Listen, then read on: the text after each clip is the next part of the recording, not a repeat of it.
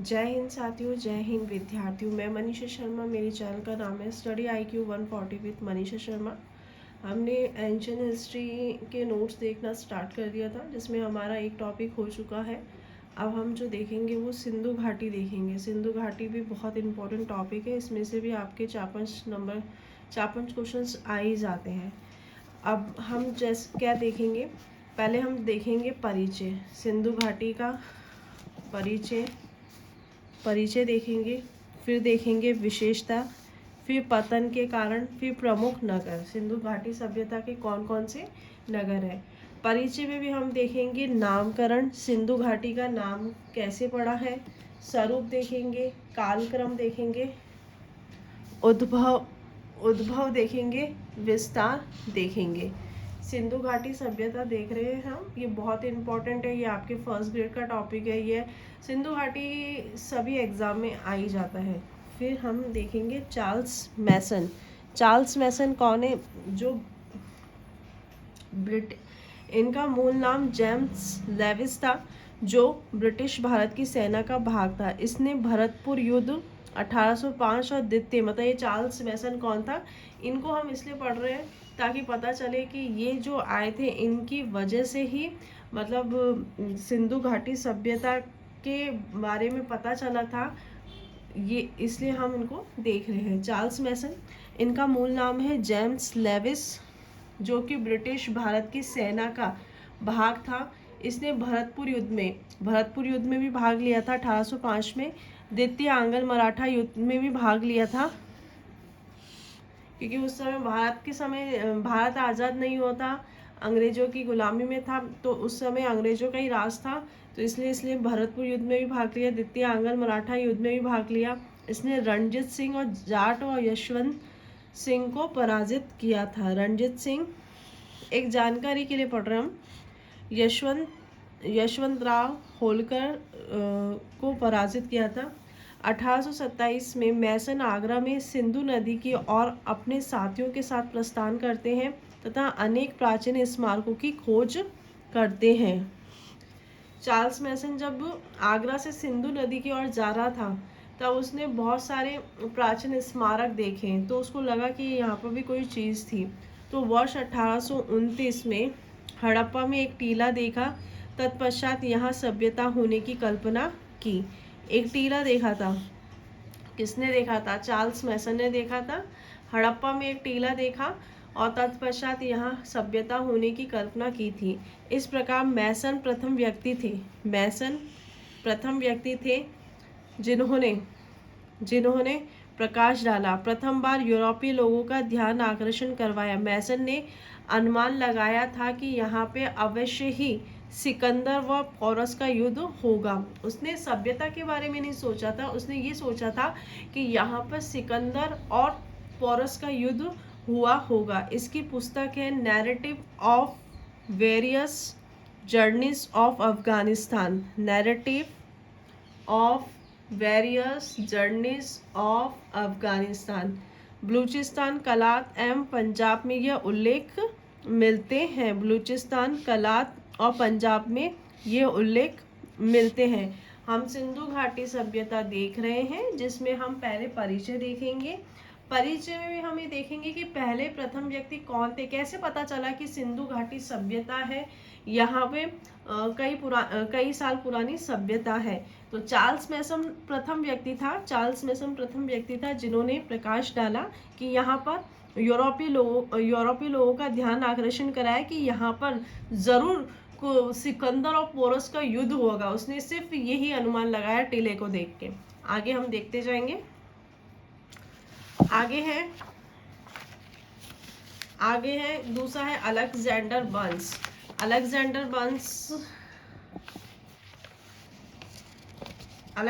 बंस। इन्होंने क्या किया? प्रथम अफगान में भाग लिया। ट्रेवल्स इनटू बुखारा में मैसन द्वारा उल्लेखित, मतलब ये इतना इम्पोर्टेंट नहीं है, इसका बस यही था कि इनकी जो किताब थी ट्रेवल्स इनटू बुखारा, इन्होंने मैसन द्वारा उल्लेखित, जो मैसन ने देखा था ना कि एक सिंधु नदी से आगरा की ओर जा रहा था, वहां पर आगरा से सिंधु नदी की तरफ जा रहा था, तो उसने एक टीला देखा था, तो उसने अनुमान लगाया था कि यहाँ पर जरूर पोरस और सिकंदर का युद्ध हुआ होगा। तो इन्होंने अलेक्जेंडर बंस ने क्या किया कि जो मैसन द्वारा उल्लेखित कार्य थे, मैसन द्वारा उल्लेखित स्थान पर कार्य किया। फिर है अलेक्जेंडर कनिंगम, ये इंपॉर्टेंट है, ये इंपॉर्टेंट है कनिंगम। सेना में अभियांत्रिक रेजिमेंट के कर्मचारी थे। बाद में ये पुरातत्व मुद्रा शास्त्र में रुचि लेने लगे। इस क्रम में कनिंगम 3 बार हड़प्पा गए। आपसे पूछ सकते हैं, कनिंगम को लेके आपसे क्वेश्चंस पूछ सकते हैं, क्योंकि कनिंगम बहुत इंपॉर्टेंट है, क्योंकि कनिंगम जो है वो भारतीय पुरातत्व का जनक कहा जाता है। और इन्होंने 3 बार हड़प्पा में यात्रा की थी, तो इसलिए कनिंगम के स्टेटमेंट अच्छे से पता होना चाहिए आपको। तो आपसे पूछ सकते हैं कि कनिंगम के बारे में क्या क्या जानकारी है, मतलब उसमें आपको ABCD में दे देंगे, और निम्न में से सत्य और असत्य का क्वेश्चन पूछ सकते हैं। तो इसमें ये है, सेना में अभियांत्रिक रेजिमेंट के कर्मचारी थे। बाद में पुरातत्व और मुद्रा शास्त्र में रुचि लेने लगे। इस क्रम में कनिंगम 3 बार हड़प्पा की यात्रा की। 1853 में आए थे, 1856 में आए थे, और 1872-73 में यात्रा की थी। इन यात्राओं के दौरान इनको विभिन्न प्रकार की मोहरें प्राप्त हुई, जिसमें वृषभ की मोहरें प्रमुख थी, बैल प्राप्त हुई। इनके आधार पर 1875 में एक रिपोर्ट प्रस्तुत की। कनिंगम को भारतीय पुरातत्व का जनक कहा जाता है। मैसन तो प्रथम व्यक्ति थे जिन्होंने देखा कि यहाँ पे कोई सभ्यता रही होगी। उसने तो ये अनुमान लगाया था कि यहाँ पे जरूर सिकंदर और पोरस का युद्ध हुआ होगा, और जबकि अलेक्जेंडर बंस थे, उन्होंने मैसन के कार्य को आगे बढ़ाया। और अलेक्जेंडर कनिंगम जो थे वो भारत में नहीं, हड़प्पा में 3 बार यात्रा करते हैं, 53, 56, 72, 73, 1800। उन्होंने देखा, उन्हें मोहरें प्राप्त हुई, उसके आधार पे उन्होंने आगे एक रिपोर्ट प्रस्तुत की। कनिंगम ने भारतीय पुरातत्व सर्वेक्षण विभाग का गठन किया। 1861 में कलकत्ता में किया था। इन्होंने भारतीय पुरातत्व सर्वेक्षण विभाग ASI का गठन किया। इसका पहला महानिर्देशक स्वयं बने, जो कि 1885 तक बने हैं। तत्पश्चात बर्गेश तक रहे। एडवर्ड बर्ग ने आर्थिक संकट का हवाला देते हुए 1892 में AIC को पूर्ण रूप से बंद कर दिया। तत्पश्चात इनकी पुनः स्थापना वायसराय लॉर्ड कर्जन द्वारा 1902 में की गई। यह पहला महानिदेशक जॉन मार्शल को बनाया गया था। अलेक्जेंडर कनिंगम कौन थे? इन्होंने भारतीय पुरातत्व के जनक थे। इन्होंने 3 बार हड़प्पा की यात्रा करी। इनको मोहरें प्राप्त हुई थी। ठीक है साथियों, आगे हम देखेंगे और कौन है इसके बढ़ते क्रम में। आगे है John William bantam. John William bantam बंधु भी कहते हैं। रेलवे लाइन बिछाने के कॉन्ट्रैक्टर थे। 1856 में लाहौर और कराची के मध्य रेलवे लाइन लगाते समय पक्की ईंटें प्राप्त हुई थी। रेलवे लाइन लगाते समय किन्हें पक्की ईंटें प्राप्त हुई थी? जॉन विलियम बेंटम को प्राप्त थी। ठीक है, फिर लॉकवर्थ है। लॉकवर्थ इनके है ना, ये कनिंगम, मैसन, मार्शल, इनमें से क्वेश्चंस पूछ लेते हैं। Lockworth a text book of Balochi language लिखी थी। इसको कनिंगम जैसी मोहरें प्राप्त हुई थी। अब है जॉन हर्बर्ट मार्शल। ये वेरी इंपॉर्टेंट है क्योंकि ये पूछ लेते हैं। कनिंगम और मार्शल में क्वेश्चंस को बड़ा कंफ्यूज करके पूछते हैं। 1902 में और 1928 के मध्य AIC के DG रहे। इनके नेतृत्व में और निर्देशन में हड़प्पा सभ्यता की खोज हुई थी। देखो, सर्वप्रथम पहले जो कार्य किया था वो आपके मैसन थे, जिन्होंने देखा कि एक टीला देखा। और भारतीय पुरातत्व के जनक जो थे वो आपके कनिंगम थे। उन्होंने पहली बार मोहरें देखी, वृषभ की मोहरें देखी, और उनको भारतीय पुरातत्व सर्वेक्षण विभाग का गठन किया था और उसके पहले महानिर्देशक बने थे। जो और जबकि जो मार्शल थे वो उन्होंने हड़प्पा सभ्यता की खोज की थी। इसके निर्देशन में पहले हड़प्पा और बाद में मोहनजोदड़ो की खोज हुई थी। इसमें से क्वेश्चन पूछ ले जाते हैं। ये तीनों लाइनें इंपॉर्टेंट है। 1902 से 1928 के मध्य एएसआई के डीजी रहे थे। इनके नेतृत्व में निर्देशन में हड़प्पा सभ्यता की खोज हुई थी। हड़प्पा सभ्यता की खोज किसके निर्देशन में हुई? तो वो है आपके जॉन मार्शल। इनके निर्देशन में पहले हड़प्पा, बाद में मोहनजोदड़ो की खोज हुई थी। अब हम देखेंगे हड़प्पा। हड़प्पा देखेंगे। हड़प्पा जो है वो आपके रावी नदी का बायां किनारा है, साहिवाल जिला है, पंजाब, पाकिस्तान। 1921 में खोज की और ये प्रथम स्थान था। ये जो हड़प्पा है वो रावी नदी का बायां किनारा, नदी बह रही है, नदी यहाँ से आ रही है, तो रावी नदी का बायां किनारा, तो बायां किनारे पे है ये, और साहिवाल जिला है। 1921 में इसकी खोज की गई थी, प्रथम स्थान है। और दयाराम साहनी, इसमें आपका रावी नदी बायां किनारा, 1921, दयाराम साहनी इंपॉर्टेंट है।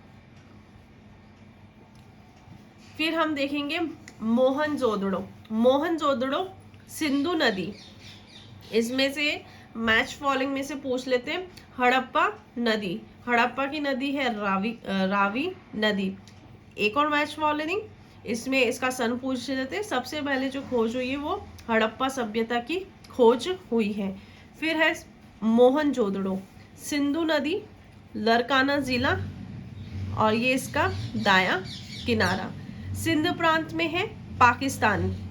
1922 में राखलदास बनर्जी के नेतृत्व में, राखलदास बनर्जी के नेतृत्व में खुदाई हुई थी। तत्पश्चात काशीनाथ दीक्षित ने और मार्शल ने विस्तृत खुदाई की। सबसे पहले जो देखा है वो दयाराम साहनी ने देखा है, उसके बाद काशीनाथ दीक्षित और मार्शल ने विस्तृत खुदाई की थी। उक्त दोनों खोजों के बाद मार्शल ने इंग्लैंड में 20 सितंबर 1924 और 20 सितंबर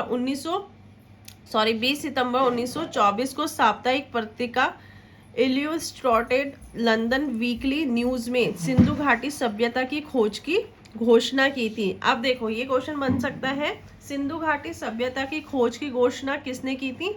वो थे आपके मार्शल ने की थी। ठीक है साथियों, ये हम एक परिचय देख रहे हैं, कैसे सिंधु घाटी सभ्यता का पता चला वो सब हम देख रहे हैं। अब है आगे चल के 1927 में सिंधु घाटी सभ्यता नाम दिया था। 1927 में सिंधु घाटी, आजकल क्वेश्चंस बड़े ये पढ़ने में बड़े इजी लगते हैं, लेकिन आजकल स्टेटमेंट वाले क्वेश्चंस आ जाते हैं। तो पहले है सिंधु घाटी सभ्यता का नाम किसने दिया था? वो है आपके मार्शल। लंदन में एक वीकली पत्रिका चलती है, उसमें आपका नाम दिया था 1924 में। ठीक है साथियों, सिंधु घाटी सभ्यता की खोज की घोषणा की थी। आगे चल के सिंधु घाटी सभ्यता नाम दिया। तत्पश्चात मोहनजोदड़ो इंडस सिविलाइजेशन पुस्तक में सभ्यता के बारे में विस्तृत जानकारी दी। तत्पश्चात मार्टिन व्हीलर ने my archaeological survey to India and Pakistan में इस सभ्यता पे विस्तृत विश्लेषण किया। कौन है ये? मार्टिन व्हीलर ने my archaeological survey to India and Pakistan में इस सभ्यता का विस्तृत विश्लेषण किया। मैके ने अपनी पुस्तक, ये देखो अगर थोड़ा सा एक लेवल क्वेश्चंस बनता है तो ये जितने भी जैसे व्हीलर आ रहा है इनकी बुक, मैके आ रहा है इनकी बुक, आगे जो और भी जो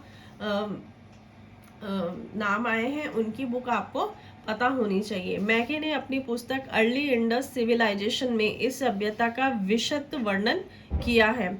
एस.एन. राव ने अपनी पुस्तक story of Indian archaeological 1784 SN. Rao, ये भारत का है।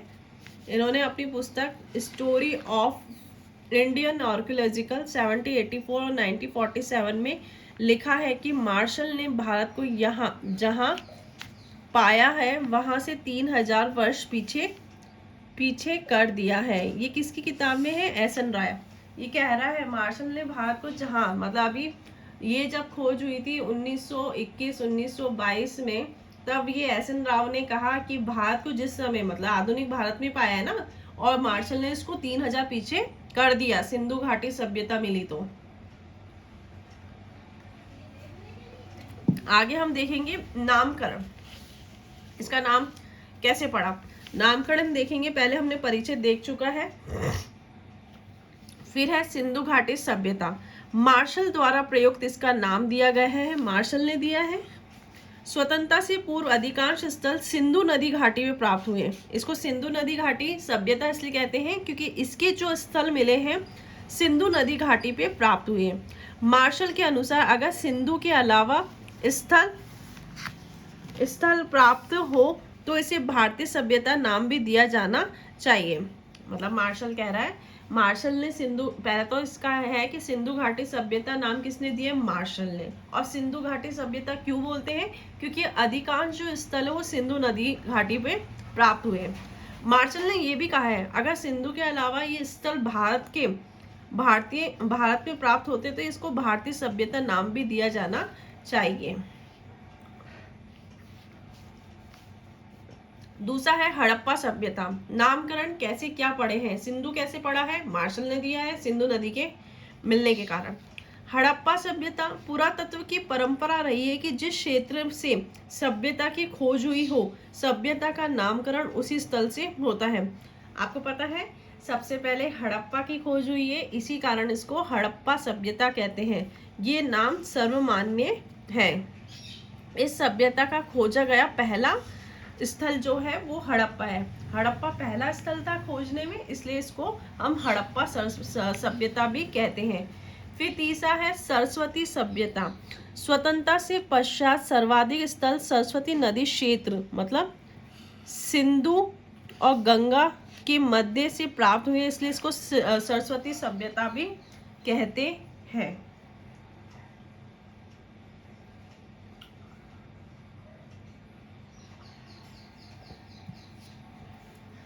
सिंधु घाटी किसने दिया? मार्शल ने दिया, और सिंधु नदी में मिलने के कारण।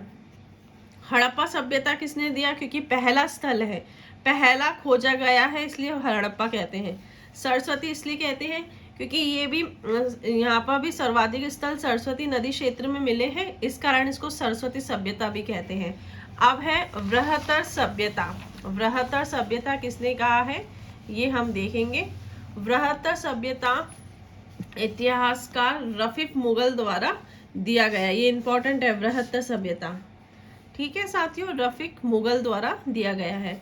अब हम इसके स्वरूप की बात करेंगे। हमने पहले देखा, परिचय देख रहे हैं, परिचय में हम नामकरण पहले हमने देखा है, परिचय देख रहे हैं हम, परिचय में हमने नामकरण देख लिया है। अब हम देखेंगे स्वरूप।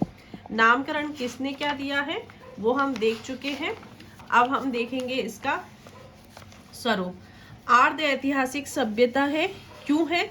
इतिहास का वह कालखंड जिसमें मानव को लिपि का ज्ञान था। हमने देखा है ना, हमने इससे पहले प्रागैतिहासिक काल देख रखा है कि प्री और प्रोटो हिस्ट्री हम पढ़ चुके हैं। इसको आर्ध ऐतिहासिक सभ्यता क्यों कहा जाता है? इतिहास का वह कालखंड जिसमें मानव को लिपि का ज्ञान था, मानव ने लिखा भी मगर उस लिपि को पढ़ने में असमर्थ थे। मतलब लिपि का तो ज्ञान था, लिपि उनसे पढ़ी नहीं गई, लिखा भी, बट हाँ लिपि को पढ़ने में असमर्थ रहे। इस कारण ऐसे कालखंड की जानकारी हमें पुरातात्विक स्रोतों पर निर्भर रहना पड़ता है, इसलिए इसको आर्ध ऐतिहासिक, आर्ध मतलब लिखा तो है लेकिन उस लिपि की जानकारी भी थी, लेकिन लिपि को पढ़ने में असमर्थ रहे। फिर दूसरा है कांस्य युगीन सभ्यता। इसका हम स्वरूप देख रहे हैं, ये स्वरूप में आता है कैसी सभ्यता है। आर्ध ऐतिहासिक सभ्यता है, एक क्वेश्चन बहुत बारीकी से पूछ लेते हैं, सिंधु सभ्यता अर्ध ऐतिहासिक सभ्यता है, क्योंकि हमें लिपि की जानकारी भी थी, लिपि को हमने लिखा भी है, लेकिन हम लिपि को पढ़ने में और समर्थ रहे हैं। फिर है कांस्य युगीन सभ्यता। इस सभ्यता में कांस्य, तांबा और टिन का प्रयोग बड़े पैमाने पे हुआ है। ये दुनिया की तीसरी कांस्य सभ्यता है। ये दुनिया की तीसरी कांस्य सभ्यता, प्रथम है मिस्र और द्वितीय है मेसोपोटामिया। ठीक है साथियों।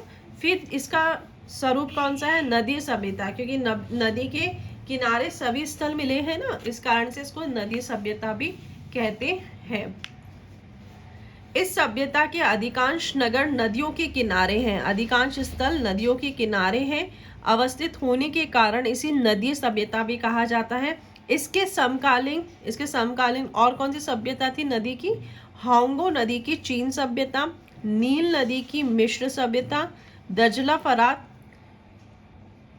की मेसोपोटामिया, सुमेरियन सभ्यता। ठीक है साथियों, इसका हमने स्वरूप देख रहे हैं। सिंधु घाटी जो सभ्यता है वो आपकी अर्ध ऐतिहासिक सभ्यता है। क्यों है? क्योंकि लिपि को लिखा भी है, लिपि की जानकारी थी, लेकिन लिपि को हम पढ़ने में असमर्थ थे। कांस्य युगीन सभ्यता इसलिए की गई है क्योंकि इसमें कांस्य का बड़े पैमाने में इसका प्रयोग किया है, और ये दुनिया की तीसरी कांस्य युगीन सभ्यता थी। नदी सभ्यता इसलिए की गई है क्योंकि इसके अधिकांश जो स्थल है वो नदियों के किनारे मिले हैं। फिर है नगरीय सभ्यता, इसको नगरीय सभ्यता भी कहते हैं। गांव की अधिकता के बावजूद भी ये नगरीय सभ्यता कहा जाता है। ये क्वेश्चन पूछ लेते हैं, सिंधु घाटी सभ्यता कैसी सभ्यता थी? ग्रामीण, नगरीय, ग्रामीण और नगरीय दोनों, इनमें से कोई नहीं। तो सिंधु घाटी जो सभ्यता थी वो आपकी नगरीय सभ्यता थी, क्योंकि इतिहास में पहली बार बड़े पैमाने पर नियोजित तरीके से बसे नगर प्राप्त हुए हैं।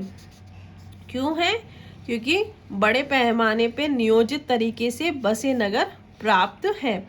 इस कारण गार्डन चाइल्ड ने इसे भारत की पहली नगरीय क्रांति कहा गया है। ये इम्पोर्टेंट है। किसने सिंधु घाटी सभ्यता को भारत की पहली नगरीय क्रांति कहा है? वो है आपका गार्डन चाइल्ड ने कहा है। हमने स्वरूप देख रहे हैं। सिंधु घाटी सभ्यता का स्वरूप कैसा है? अर्ध ऐतिहासिक सभ्यता है, कांस्य युगीन सभ्यता है, नदीय सभ्यता है, और चौथा जो है वो आपके कैसा है? नगरीय सभ्यता है। ठीक है, अब हम इसका देखेंगे कालक्रम। कालक्रम भी बहुत इंपॉर्टेंट है, इसमें से भी क्वेश्चन। सिंधु घाटी सभ्यता बहुत इंपॉर्टेंट है, ये हर एग्जाम में, और हर एग्जाम के हिस्ट्री का अगर कोई टॉपिक दिया जाता है तो उसमें सिंधु घाटी सभ्यता जरूर पूछी जाती है। कालक्रम देखो, कालक्रम को हमने बांटा है प्राक हड़प्पा, आरंभिक हड़प्पा, विकसित हड़प्पा, और आपकी है हड़प्पा का जब प्रथन हुआ है उसमें, और प्रो उत्तर हड़प्पा। अब ये जो है प्राक हड़प्पा का जो टाइम पीरियड है वो 2300 से BC है। आरंभिक हड़प्पा का जो है वो 2600 से BC है। विकसित हड़प्पा, जब हड़प्पा का विकसित समय चल रहा था वो था 1900 BC, और हड़प्पा का जब प्रथम पतन का टाइम था वो 1900 से 1300 BC, और प्रो उत्तर हड़प्पा है 3000। तो हम देखेंगे प्राक हड़प्पा नवपाषाण के बाद तथा हड़प्पा से पूर्व का, मतलब प्राक हड़प्पा क्या है? आपके जब प्रागैतिक ऐतिहासिक काल देख रहे थे तो उसमें सबसे जो लास्ट का काल था वो नवपाषाण काल। हमने देखा कि मध्य पाषाण काल भी कौन सा काल है? संक्रमण काल। जब एक काल के बाद जब दूसरा काल आता है और उन दोनों कालों के बीच का जो समय होता है उसे हम संक्रमण काल कहते हैं। तो नवपाषाण काल के बाद और हड़प्पा से पूर्व का काल प्राक हड़प्पा कहलाता है, मतलब हड़प्पा से पूर्व। इस काल के स्लो से पाषाण और हड़प्पा दोनों के प्रमाण मिलते हैं। कैसे हम वेरीफाई करेंगे कि ये आपकी प्राक हड़प्पा है? वहाँ के स्थल से, वहाँ के उपकरण से, और वहाँ से जो चीजें मिल रही है उससे हम डिसाइड करते हैं ये प्राक हड़प्पा है। तो पाषाण और हड़प्पा दोनों के प्रमाण मिलते हैं। इसका उदाहरण है मेहरगढ़, मेहरगढ़, भिराना। मेहरगढ़ है आपका पाकिस्तान में, भिराना है आपका हरियाणा में। ठीक है, ये आपके प्राक हड़प्पा। इसमें से ऐसे क्वेश्चन भी पूछ सकते हैं कौन सा स्थल प्राक हड़प्पा का है, तो आपका मेहरगढ़ और भिराना है। अब है आरंभिक हड़प्पा।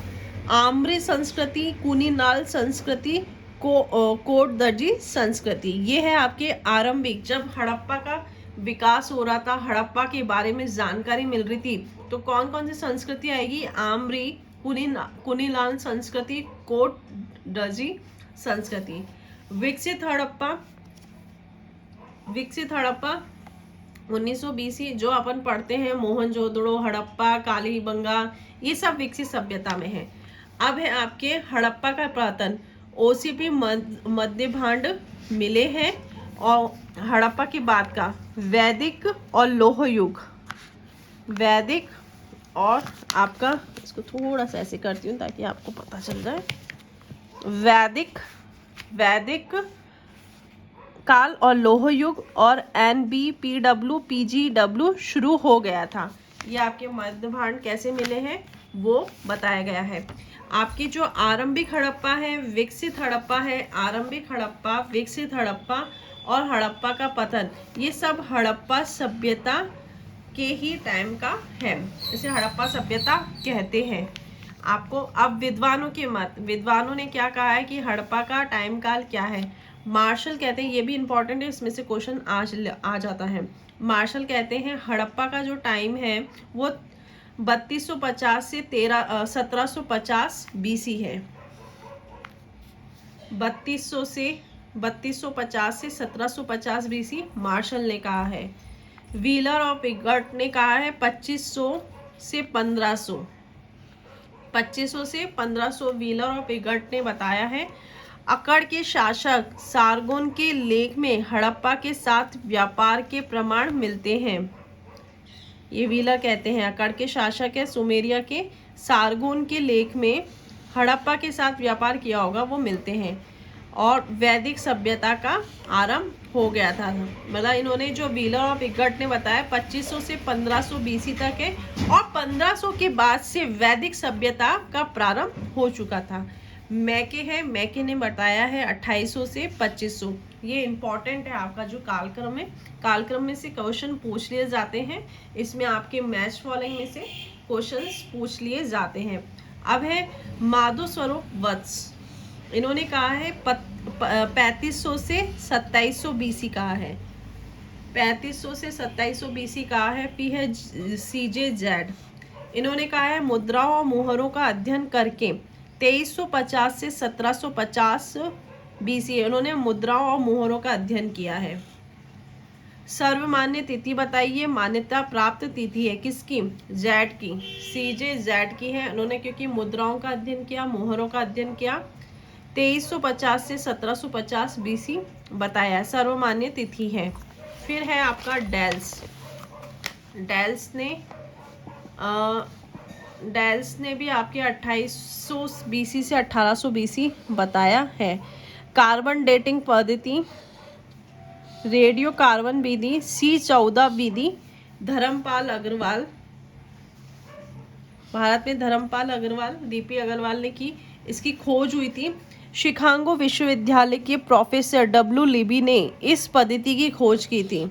आपसे ये भी क्वेश्चन कर सकते हैं ना, कार्बन डेटिंग पद्धति की खोज किसने की थी, तो शिकागो विश्वविद्यालय के प्रोफेसर W लिबी ने इसकी पद्धति की खोज की थी। भारत में भंडारकर शोध संस्थान में प्रयोग, भंडारकर शोध संस्थान में प्रयोग हुआ, मतलब सबसे पहले C14 पद्धति का प्रयोग कहाँ हुआ, वो है आपके भंडारकर शोध संस्थान। सिंधु सभ्यता, सिंधु सभ्यता 3300 से 1300 BC किसने बताया, संपूर्ण सभ्यता थी। 2600 से 1900 BC विकसित सभ्यता थी। तो ये भी पूछ सकते हैं विकसित सभ्यता कब थी, किस कौन से टाइम पीरियड में थी, 2600 से लेके 1900 और 3300 से लेके 1300 संपूर्ण सभ्यता। मतलब सिंधु घाटी सभ्यता का संपूर्ण जो टाइम पीरियड है वो 3300 से 1300 है, और विकसित टाइम पीरियड था 2600 से 1900। ठीक है, अब हम देखेंगे सिंधु सभ्यता का उद्भव। इसका जो उद्भव है, दो मत है, एक तो विदेशी मत है, दूसरा है स्वदेशी मत। विदेशी मत का पक्ष का तर्क देने वाले और विपक्ष का तर्क देने वाले, और स्वदेशी मत में कौन कौन आए थे? आपके आर्य आए थे, द्रविड़ आए थे, प्राचीन संस्कृतियों द्वारा जो नाम दिया गया है। अब हम पहले देखेंगे विदेशी मत। विदेशी मत में है आपके मार्शल है, व्हीलर है, गार्डन चाइल्ड है, क्रैमर है, मेके है, डीडी कोशाम्बी, डेल है, एसजी सांखलिया है। ये विदेशी मत का समर्थन करने वाले। इस मत के अनुसार इस सभ्यताओं को सुमेरियन लोगों ने बसाया था। मतलब ये जो सिंधु घाटी सभ्यता का जो विकास है, तो इनको किसने बसाया था? सुमेरियन ने बसाया था। इन्होंने अपने पक्ष में निम्न तर्क दिए। क्यों बसाया था? इन्होंने क्या बताया था कि मतलब जो सिंधु सभ्यता है वो विदेशी है। लोहे से दोनों सभ्यता अनभिज्ञ थे। लिपि का उपयोग, ईंटों का उपयोग, जल निकासी दोनों में मिली है। इसको बताने का क्या तर्क था? और दोनों में एक दूसरे के व्यापार के प्रमाण मिले हैं और कांसे का प्रयोग हुआ है।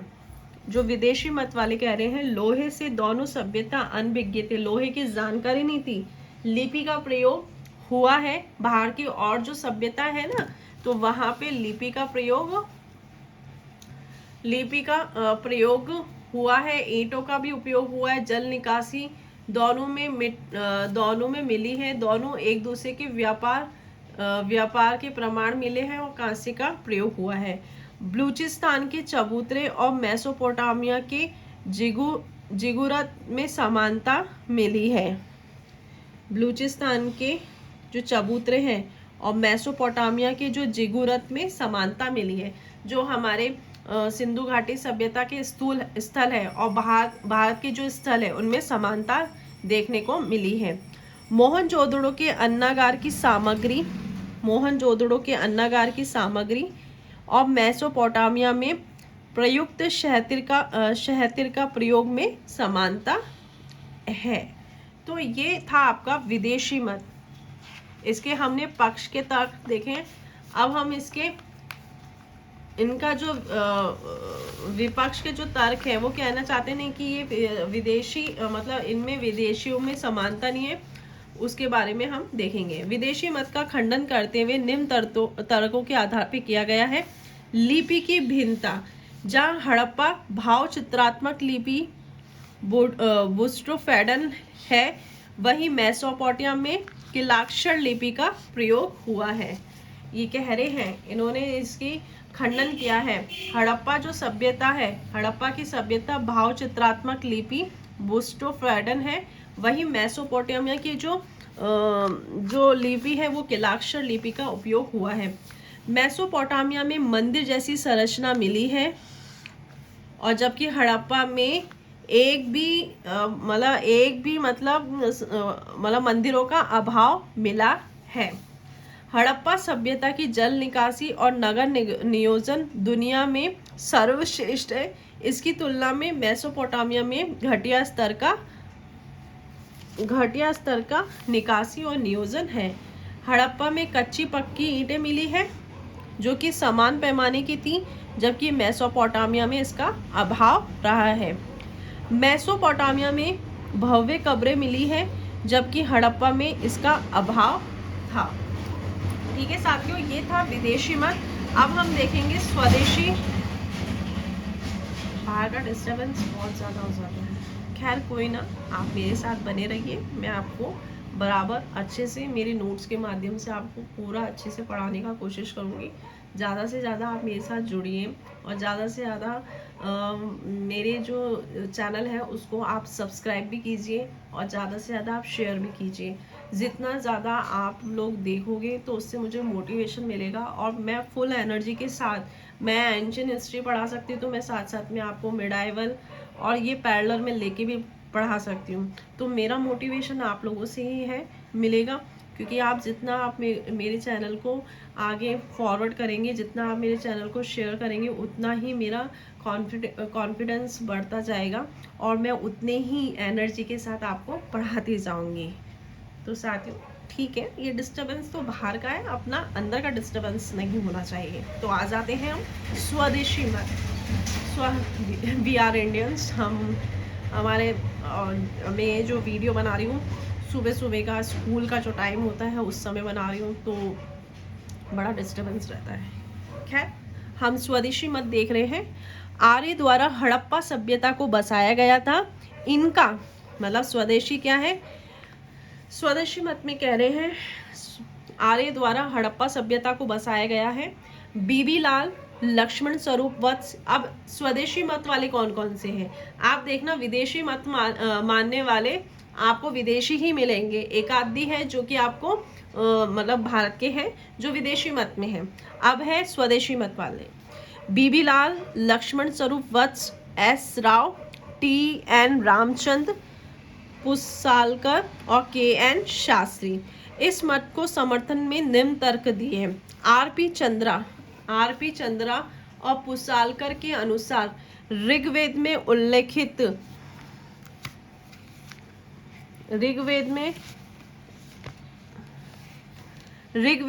उल्लेखित असुर ने इस सभ्यता का विकास किया है।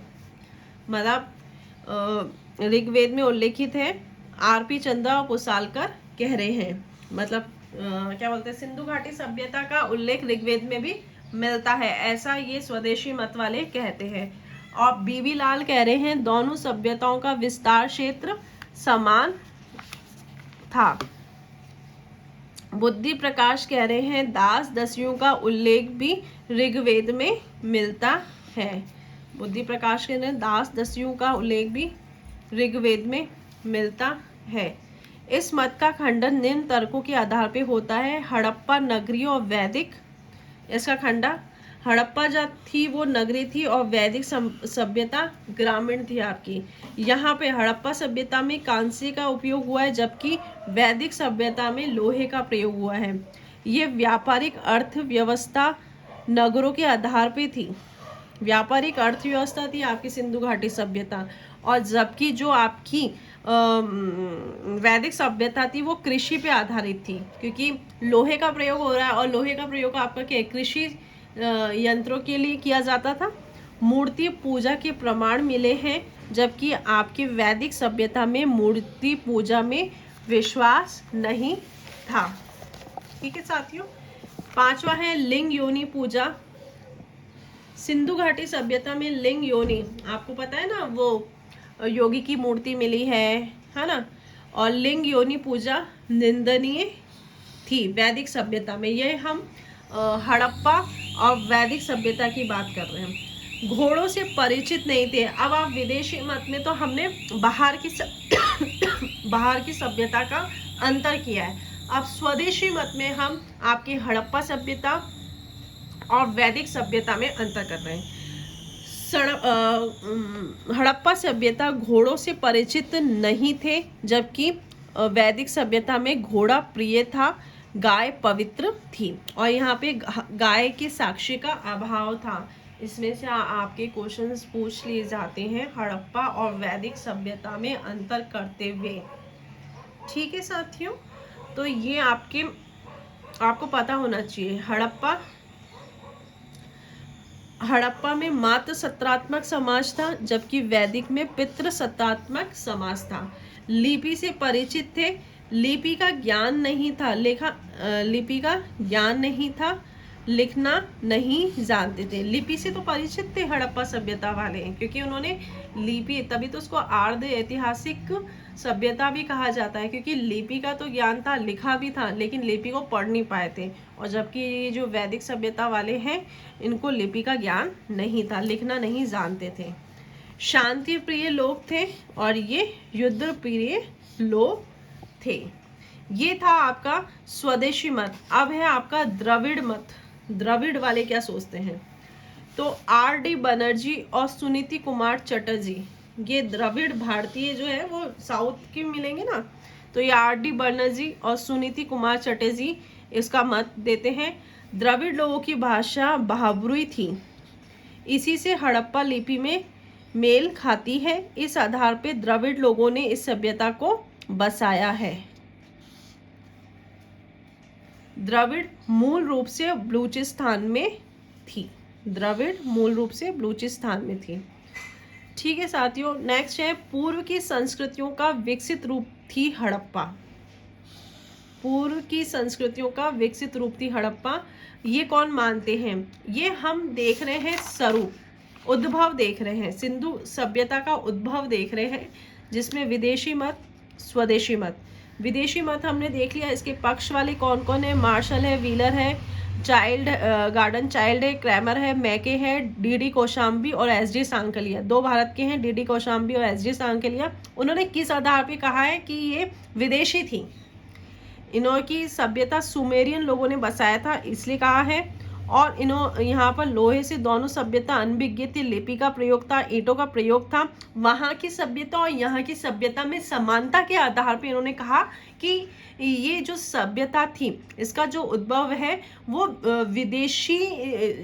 विदेशी मत वाले जो है वो इस आधार पे कहना चाहते हैं, और इसका खंडन भी किया है। तो खंडन में कहा है कि वहाँ की लिपि आपकी भावचित्र, मतलब हड़प्पा की लिपि जो थी वो भावचित्रात्मक थी, और जबकि मेसोपोटामिया विदेशी मत वालों ने बाहर की जो सभ्यता है उसका जो तुलनात्मक अध्ययन करते हुए उनका खंडन करते हुए बताया नहीं, वहाँ की जो लिपि थी वो किलाक्षर थी, जबकि हमारे यहाँ पर जो थी वो भावचित्रात्मक थी। ऐसे ही स्वदेशी मत वाले थे। स्वदेशी मत वाले में आपके बीबी लाल थे, लक्ष्मण, सारे भारतीय हैं, बीबी लाल, लक्ष्मण स्वरूप वत्स, एस.आर. राव, टी.एन. रामचंद्र पुसालकर और के.एन. शास्त्री थे। अब इन्होंने कहा है कि यहाँ इसमें जो है स्वदेशी मत किस आधार पे का है? इसका जो हड़प्पा सभ्यता का उल्लेख है ना वो ऋग्वेद में मिलता है। दोनों जो वैदिक सभ्यता है और ऋग्वेदिक सभ्यता है, दोनों का जो विस्तार क्षेत्र है वो समान है, और यहाँ पर दास शब्द का भी उल्लेख मिलता है। इस आधार पे ये कहा है कि ये स्वदेशी है। ठीक है, फिर उसके बाद आगे है द्रविड़, लेकिन इसका खंडन भी किया है द्रविड़ मत आर.डी. बनर्जी और सुनीति कुमार चटर्जी ने किया है। द्रविड़ लोगों की भाषा भावरी थी, इसी से हड़प्पा में मेल खाती है। इस आधार पर द्रविड़ लोगों ने इस सभ्यता को बसाया। द्रविड़ मूल रूप से बलूचिस्तान में थी। पूर्व की संस्कृति का विकसित रूप थी हड़प्पा। अब ये किसने कहा है? अमलानंद घोष, ऑलचिन दंपति, फेयर सर्विस, रोमिला थापर, बाद में बीबी लाल ने भी इसका समर्थन किया है। इन्होंने क्या कहा है? ये जो हड़प्पा सभ्यता है ये पूर्व की संस्कृतियों का विकसित रूप थी।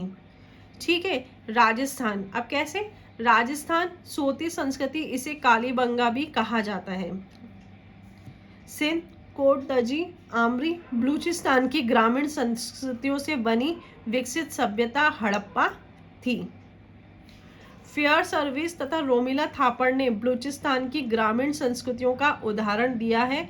यही सर्वमान्य मत है। मतलब ये जो है ना, चाहे स्वदेशी मत हो, विदेशी मत हो, द्रविड़ मत हो, लेकिन ये जो पूर्व की संस्कृतियों का विकसित, मतलब पहले की जो संस्कृति थी उसका जो विकास आगे बढ़ता गया, उसी का विकसित रूप थी हड़प्पा सभ्यता, जिसमें हमने राजस्थान की सोती संस्कृति देखा, जिसमें हमने कालीबंगा, हमने प्रागैतिक ऐसी काल में भी देखा है, राजस्थान का ये सब आगे विकसित होती गई, उसका पूर्व की संस्कृतियों का विकसित रूप का ही बताया है हड़प्पा को। ठीक है साथियों, इसका जो विस्तार क्षेत्र है, इसका विस्तार क्षेत्र हम देखेंगे। ये आपका उत्तर है, मतलब भारत है, ये इसको मैंने ऐसे बांटा है। उत्तर आपको दिखना चाहिए अच्छे से। उत्तर भारत, दक्षिण भारत, पश्चिम भारत, पूर्व भारत। उत्तर भारत का ये मांडा है। दक्षिण भारत का आपका देमाबाद है, महाराष्ट्र में है, पवरा नदी में। ये आपसे कुछ भी मांडा मतलब जगह और नदियों का मैच फॉलोइंग पूछ लेते हैं। मांडा है चिनाब नदी, और दैमाबाद है महाराष्ट्र में है। मांडा जो है वो आपकी जम्मू कश्मीर में है, और दैमाबाद है वो आपके महाराष्ट्र में है, पवरा नदी।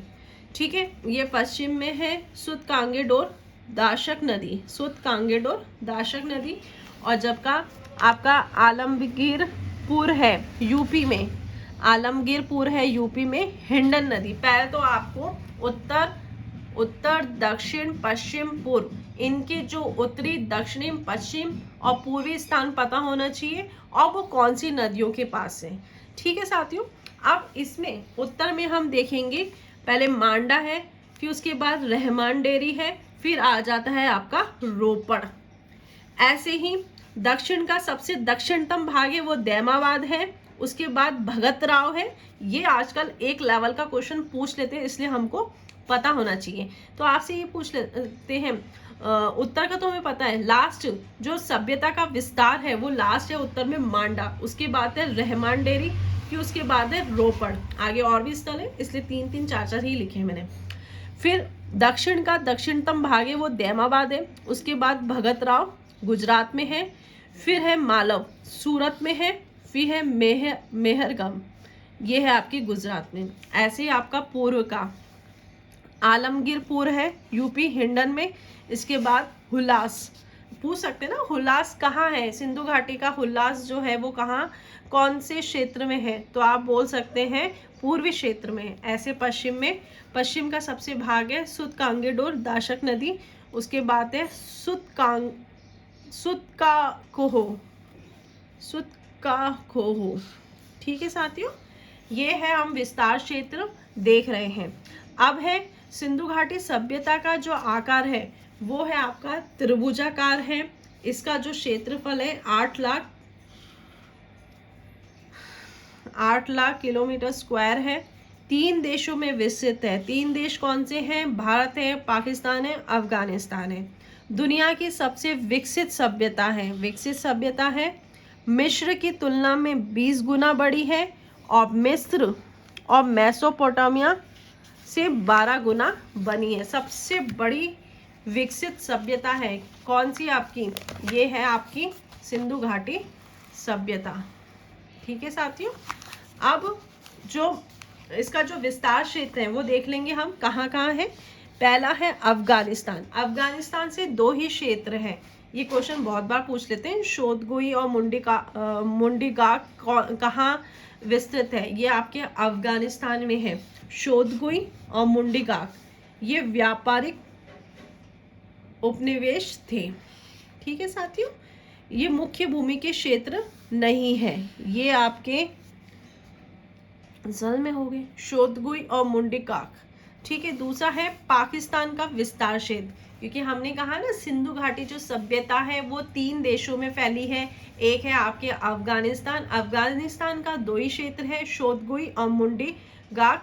दूसरा है पाकिस्तान का विस्तार क्षेत्र, पाकिस्तान है। तीसरा है भारत का विस्तार क्षेत्र। अब पाकिस्तान के भी विस्तार क्षेत्र में हम देखेंगे, पहला है जो बलूचिस्तान में कौन कौन से स्थल मिलेंगे वो देखेंगे, सिंध प्रांत में कौन कौन से स्थल मिलेंगे वो देखेंगे, और रावी क्षेत्र पंजाब, रावी क्षेत्र पंजाब एक भारत का है और रावी क्षेत्र पंजाब एक आपका पाकिस्तान का है। अब बलूचिस्तान में जो क्योंकि ये इंपॉर्टेंट है, इसमें से पूछ लेते कौन सा स्थान बलूचिस्तान में है, कौन सा स्थान पाकिस्तान का है।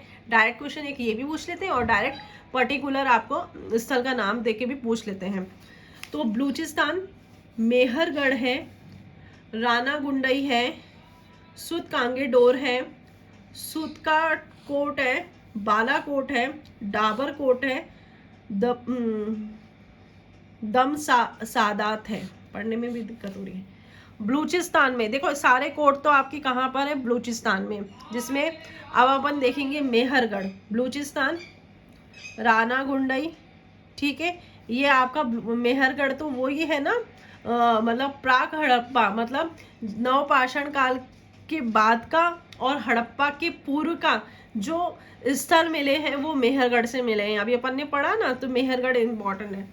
ये बलूचिस्तान का मेहरगढ़, रानागुंडई, सुत कांगेडोर, सुतकाकोट, बालाकोट, डाबरकोट, सादात, ये आपके बलूचिस्तान के हैं। अब सिंध प्रांत के मोहनजोदड़ो इंपॉर्टेंट है, दायां सिंधु नदी के दाएं भाग में कोट दजी, ये है आपके।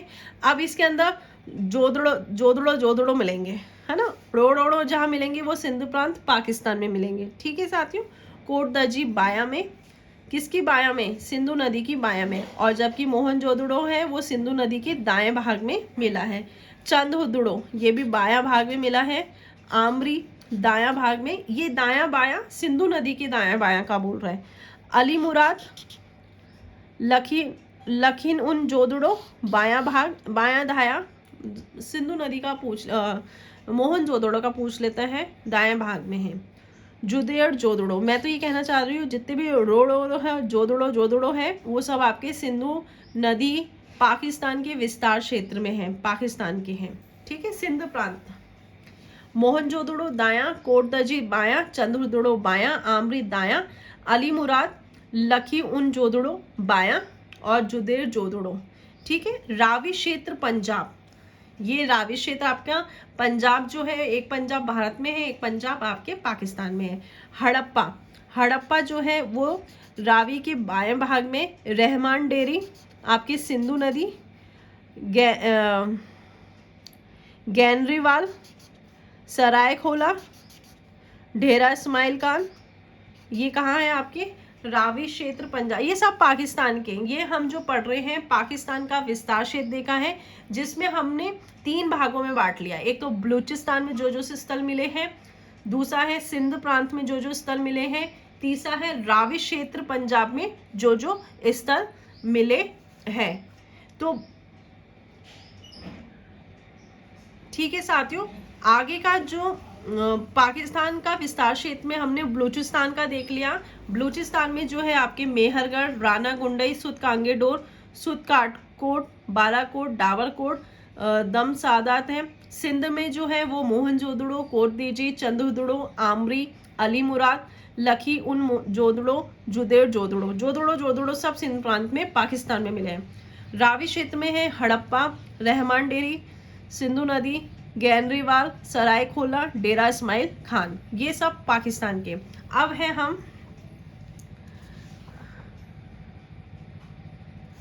जो है भारत का विस्तार क्षेत्र देखेंगे। भारत का विस्तार क्षेत्र को भी हमने एक तो गुजरात में सबसे ज्यादा मिला है, इसलिए गुजरात को क्षेत्र देखेंगे। दूसरा अन्य राज्य क्षेत्र में जो मिले हैं, गुजरात के क्षेत्र को भी हम 2 भागों में बांटेंगे। कच्छ की खाड़ी में जो मिला है, दूसरा खंबात की खाड़ी में। इंपॉर्टेंट है ये। गुजरात क्षेत्र सबसे ज्यादा गुजरात क्षेत्र में मिला है भारत में। ठीक है साथियों। कच्छ की खाड़ी में और खंबात की खाड़ी में। अन्य राज्य में देखेंगे। कच्छ की खाड़ी में कौन कौन सा है? धोलावीरा, सरकोटड़ा, देशलपुर, जुनी, कुरन। ये आपसे तो डायरेक्ट ही पूछ लेते हैं ये वाला स्थल कहाँ मिला है, तो ये गुजरात पूछ लेता है। और ज़्यादा डीपली जाएगा तो वो कच्छ की खाड़ी पूछ लेगा। तो कच्छ की खाड़ी में कौन सा है? धोलावीरा, सरकोटड़ा, देशलपुर, जूनीकुरन। और खंबात की खाड़ी में लोथल है, प्रभासपट्टनम है, रंगपुर है, भगत राव है, रोजड़ी, नागेश्वर है।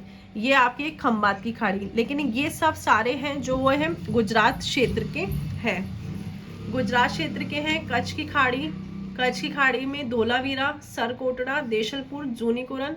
खंबात की खाड़ी में है लोथल, प्रभासपट्टनम, रंगपुर, भगत राव, रोजड़ी, नागेश्वर। अन्य राज्य जो भारत में मिले हैं वो जम्मू कश्मीर में मिले हैं, अपन ने देखा है, मांडा देखा ही है, हरियाणा में, पंजाब में, राजस्थान में, उत्तर प्रदेश में, महाराष्ट्र में। जो भारत का विस्तार क्षेत्र है सिंधु घाटी का वो देख रहे हैं हम, गुजरात क्षेत्र और अन्य राज्य। गुजरात क्षेत्र इसलिए क्योंकि गुजरात में सबसे ज़्यादा स्थल मिले हैं। गुजरात में भी हमने कच्छ की खाड़ी में बांटा और खंबात की खाड़ी में बांटा, जिसमें कच्छ की खाड़ी में है धोलावीरा, सरकोटड़ा, देशलपुर, जूनीकुरन। और खंबात की खाड़ी में है लोथल, प्रभासपट्टनम, रंगपुर, भगत राव, रोजड़ी, नागेश्वर। और अन्य में है जम्मू कश्मीर, हरियाणा, पंजाब, राजस्थान, उत्तर प्रदेश, महाराष्ट्र। ठीक है साथियों। अब जो है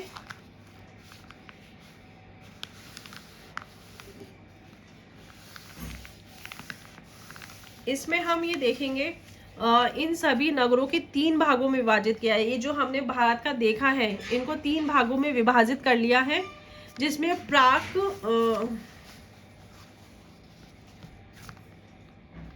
इन तीन सभी नगरों को 3 भागों में विभाजित किया है, प्राक आरंभिक हड़प्पा, विकसित हड़प्पा और पूर्ववर्ती हड़प्पा। मतलब ये जो प्राक आरंभिक हड़प्पा में भारत के कौन कौन से स्थल आए हैं और विकसित हड़प्पा में कितने क्षेत्र आए हैं और पूर्ववर्ती हड़प्पा में कितने क्षेत्र आए हैं। प्राक और आरंभिक हड़प्पा के जो है कालीबंगा है, मतलब आपने देखा है प्रागैतिहासिक काल, मतलब हड़प्पा की संस्कृति का विकास हो रहा था उससे, और नवपाषाण काल और हड़प्पा का जो मध्य का मिला जुला जो संक्रमण काल है वो है आपकी कालीबंगा, सोथी, बनावली, राखीगढ़ी, भिराना हरियाणा में है, धोलावीरा। भारत के तो 179 क्षेत्र मिले हैं, पाकिस्तान के आपके 21 मिले हैं प्राक आरंभिक हड़प्पा में, टोटल 200 क्षेत्र है। और विकसित हड़प्पा में इंडिया के मिले हैं 570 और पाक के मिले हैं 297। ऐसे पूर्ववर्ती हड़प्पा के बाद का समय इंडिया के मिले हैं 980 और पाक के मिले हैं 180, जिसमें पूर्ववर्ती मतलब हड़प्पा के बाद में कालीबंगा, रंगपुर, रोजड़ी है और टोटल 3000 स्थान मिले हैं। ठीक है साथियों, अब है इसके विविध तथ्य। इसमें हम देखेंगे हिसार के राखीगढ़ी की नवीन खुदाई के दौरान 3 नई, कहाँ पे, हिसार के राखीगढ़ी की नवीन खुदाई के बाद 3 नई बस्तियां मिली है। इस आधार पर राखीगढ़ी संपूर्ण सभ्यता का सबसे बड़ा स्थल है। अब आपसे पूछ सकते हैं सिंधु घाटी सभ्यता का सबसे बड़ा स्थल कौन सा है जब अभी नया खोजा गया है, तो वो है आपका राखीगढ़ी। 3 स्थल और नए खोज लिए ना, उसके बाद है आपका मोहनजोदड़ो, फिर है हड़प्पा, गैनरीवाल और धोलावीरा। ये नवीन और ये मतलब अपडेट करा हुआ है। तो सबसे बड़ा स्थल कौन सा हो गया है, राखीगढ़ी, फिर है मोहनजोदड़ो, फिर है हड़प्पा, फिर है गैनरीवाल, फिर है धोलावीरा। तो इसको हम कैसे बोलेंगे, रामो हगे धोला, रामो हगे धोला। रामो से राखीगढ़ी, मो से मोहनजोदड़ो, ह से हड़प्पा, गे से गैनरीवाल, लास्ट में है धोलावीरा। ठीक है। स्वतंत्रता के बाद भारत में सर्वप्रथम खोज रोपड़ पंजाब में हुई। ये आरएस में क्वेश्चन पूछ लिया गया। स्वतंत्रता के बाद हड़प्पा का खोजा गया स्थल कौन सा है, रोपड़, जो कि रोपड़ जो है वो आपके पंजाब में है। और सबसे नवीनतम स्थान कौनमेर गुजरात में है, 2006 में खोजा गया था। ये विविध तथ्य थे। ठीक है साथियों, आज की क्लास हम इतना ही करेंगे क्योंकि क्लास बहुत लंबी हो जाएगी। हम सिंधु घाटी सभ्यता देख रहे हैं। आगे जो हम देखेंगे सिंधु घाटी सभ्यता की विशेषता क्या है, किस कारण से ये सभ्यता विशेष हुई, किस कारण से ये सभ्यता अन्य सभ्यताओं से अलग स्थान रखती है, उसके बारे में हम देखेंगे। तो हमारी क्लास इतनी ही होगी क्योंकि वीडियो बहुत लंबा हो जाएगा। तो जय हिंद साथियों, जय हिंद विद्यार्थियों, धन्यवाद।